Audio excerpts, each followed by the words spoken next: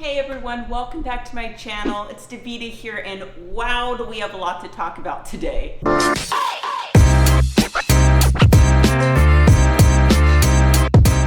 Now the real estate market is shifting like crazy. Commissions are changing, and I've just been getting a lot of questions from you all about what this means if you're planning to sell your home.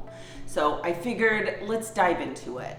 I'm gonna break down the top 5 things you need to know if you're selling your home in this new landscape. So I figured let's dive into it. And trust me, this is info you don't wanna miss. All right, let's start with the elephant in the room, the commission structure. Now, this is big news in real estate, and if you're selling your house, you need to be on top of this. This started, August 13th, and we are no longer publishing buyer agent commissions in the MLS. You heard me right. If you've been browsing Redfin, Trulia, or Homes.com, you're used to seeing what the buyer's agent commission is going to be, and that is all changed. Those numbers are gone. Now, why is this such a big deal? Well, for one, it's gonna change how negotiations work. In the past, buyers could see what the commission was, and it was kind of baked into the deal, but now all of that transparency is gone. So it's a whole new ballgame, folks. And let's be clear, this has happened. So if you're selling, you can still offer a commission. In my opinion, you really should, as it's gonna probably bring you a lot more buyers, but it just can't be advertised anywhere that stems from the MLS.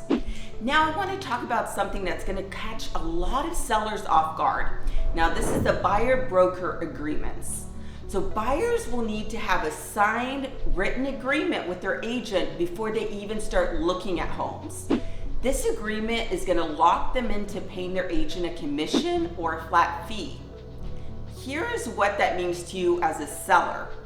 When a buyer makes an offer on your home, it's highly likely that they're gonna include something called a seller's payment to buyer's broker in the offer. So essentially, they're asking you to cover their agent's commission. Now you don't have to do this, like always. It's always been negotiable, but you need to know it's here. A lot of sellers may think, oh, fantastic, I do not have to pay a buyer's agent commission. Here's the reality. You never had to pay a commission. Commissions have always been negotiable. The key word here is negotiable. Just be ready to have that conversation when the offers start coming in, as every offer is gonna look a little bit different and most likely are gonna ask for different commission amounts. All right, let's move on to tip number 3, and that is pricing your home correctly. This one is huge because the market is not what it was even a couple months ago. The housing market is slowing down, and if you're thinking of selling, you need to be realistic about your price. Now look, I know we've all heard stories about homes getting multiple offers, like within hours after they hit the market, but those days are fading fast. The average days on market are creeping up. Price reductions are becoming more common, and buyers are getting quite a bit pickier. If you're not priced right, you're gonna sit on the market, and that's the last thing that you want. All right, so you may be thinking, Davida, what should I do? Well, first do your homework. Know what's happening in your local market. Now, hopefully you have a good agent that kind of knows what's going on, and you're gonna be receptive to what they're telling you. If you live in Kansas or Missouri, shoot me a message or call. I'll walk you through everything you need to know to make sure you set a competitive price. If you're out of state, you can contact me as well, and I'll set you up with a great local agent in your area. Now, remember, just because the market is slowing down, it doesn't mean it's crashing. It's just adjusting, and you gotta adjust with it. Now, do me a quick favor, hit that subscribe and like so we can stay in touch. All right, this next tip is for all of you sellers who are thinking about including furniture in your sale. Now, my advice is don't even go there. Just don't do it. At least not right away. I can't tell you how many deals have gotten messy because of furniture. Here's the deal. If you're planning to sell any furniture along with your house, do yourself a favor and just wait till all contingencies are removed before you even start talking about it. Too many deals get hung up over a couch or a dining room table, and honestly, your furniture is just not worth as much as you think it is. I mean, I'm sorry to be blunt, but buyers aren't gonna pay extra just because you got your sofa from some, sentimental place or whatnot. The best strategy is just keep the focus on the house.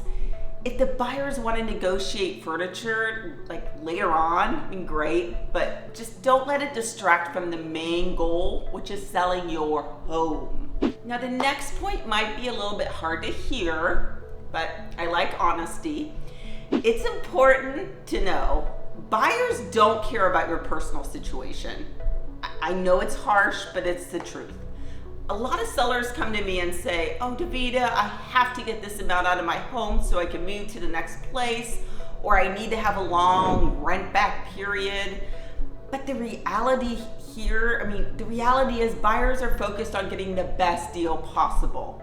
They're not gonna pay you extra because you need to hit a certain number. They just don't care how much you owe in your mortgage or how long you've lived there. So my advice, just be realistic. The market is what it is, and you have to work with it. If you're too rigid with your demands, you might end up with no offers at all. And just remember that the market is shifting. We're seeing a move towards a more balanced market. Buyers have a little bit more power than they did, like even a year ago. So just be flexible, be open to negotiations, just be prepared, most importantly. All right, let's talk about managing expectations, especially when you're marketing your home. Now, this is where I do see a lot of sellers get tripped up. You've got your home on the market, maybe it's not getting the traffic you expected. The first thing a lot of sellers do is start nitpicking. Oh, Davida, the pictures in the MLS aren't in the right order, or maybe we should tweak the property description. Let me tell you, that's not the issue. If your home isn't getting the attention that you want, it usually comes down to one of three things. I call them the 3 Ps, PPP. Price, patience, or presentation. First, you need to make sure that you're priced competitively. If you're the highest priced home in your area, you might be helping your neighbors sell their houses faster than your own. And then second, be patient. Know the average days of market in your area and price point. Don't panic if your home doesn't sell in the first week or two. Finally, presentation is key. Make sure your home is being marketed with high quality photos, great video, a compelling listing, but just don't over obsess about minor details because it's truly not gonna make a difference. And then I don't wanna harp, but I wanna bring up a point again just because it's so important in today's market and I want you all to succeed at the highest level. I see this all the time and it's one of the biggest mistakes sellers make. If you're overpriced, you're not doing yourself any favors.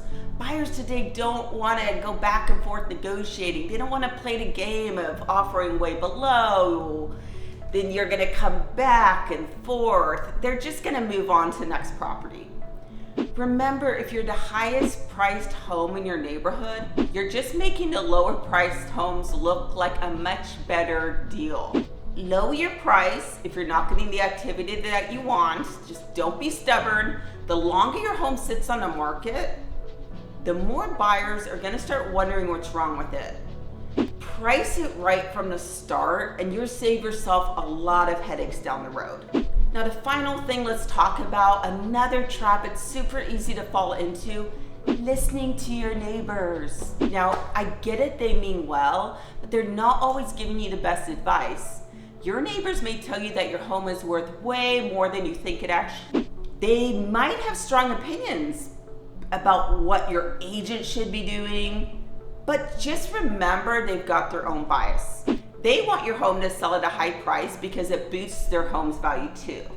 So take their advice with a grain of salt, trust your realtor and the market data, and you're the one that's selling your house. You need to make decisions based on what is your best interest. Now, I hope you find these helpful. Leave a comment, please, with any questions, or if you sold a home, what suggestions would you offer people selling in today's market?